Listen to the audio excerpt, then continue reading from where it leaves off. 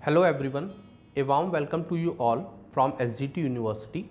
I am Prashant Prabhakar, Faculty of Commerce and Management. Today we will be learning about the basis of international trade and Mitchell-Porter model of international trade. Let's start with the basis of international trade. A country specializes in a specific commodity due to mobility, productivity and other endowments of economic resources. This stimulates a country to go for international trade.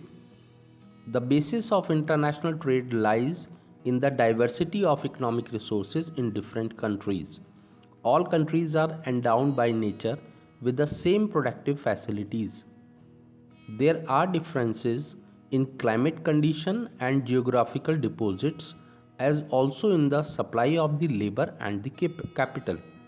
These differences provide a country an opportunity to specialize in the production of some specific commodities. Such specialization is facilitated by the exchange of surplus production through international trade. International trade takes place when buyers find foreign market cheaper to buy and sellers find more profitable to dispose of their products than the domestic market. Thus, a more effective use of the world resources is made possible through international trade. Ricardo's theory of comparative advantage as the first principle of the international trade. This theory demonstrates that it benefits all countries to be involved in international trade even if they do not have an absolute advantage.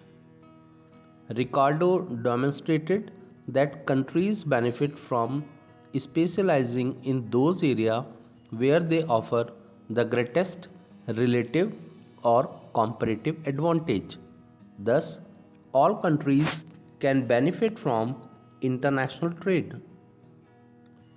A second principle is that nations may develop a competitive advantage relative to their nations based on skill, access to resources, and the competitive situation arising from domestic competition.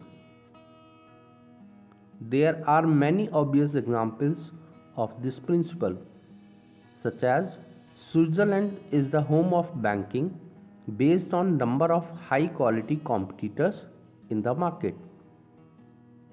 US companies are leaders in high tech and software sector because of a strongly supportive competitive environment in US market.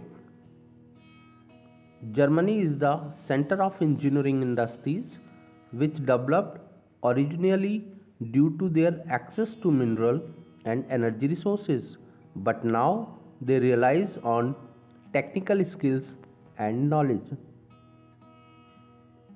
Now, Mitchell-Porter identify four factors which either individually or in combination will help a country to develop competitive advantage. These factors are presented in a diagram which is known as Porter's diagram model. The four factors are factor condition, demand condition, related and supporting industries, and firm strategy, structure and rivalry. Let's discuss one by one. First one is the factor condition. The factor of production, that is land, labor, enterprise and capital.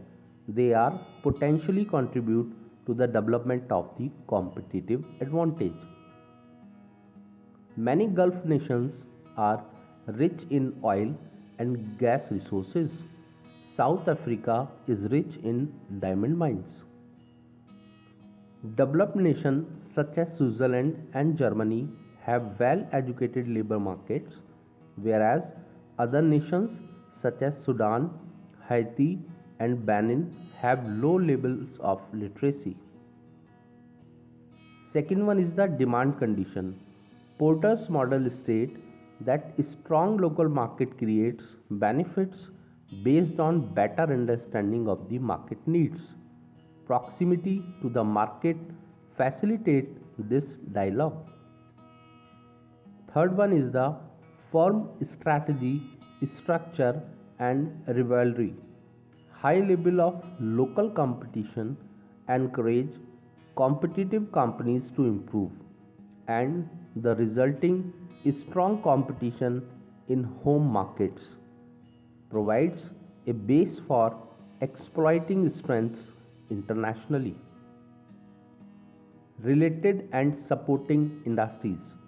Successful national industries normally attract good local suppliers, which in turn increases the competitiveness of this industry in international markets. Competitive advantage, once established, can be sustained and developed by improvement in each of these areas.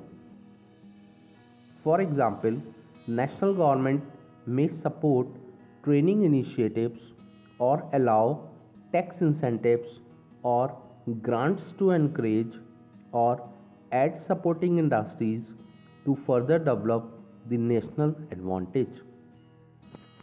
As a result, we can say that international trade between nations is a very important part of the economy. For the most part, international trade is beneficial between two nations that have strong markets in two different sectors. A country with a strong market in one sector has a comparative advantage over other nations because of the lower opportunity cost. This opportunity cost translates into gain from the trade because of the resulting net saving by the nation or manufacturing goods. International trade becomes an attractive option when gains from the trade are taken into account. When a nation produces a certain good such as automobiles, the product can be exported to another nation for goods and services in return. Today we learnt about the basis of international trade and Mistral Portal model of international trade. In next lecture we will be exploring free trade versus trade protection. Till then, keep learning, keep growing. See you next time.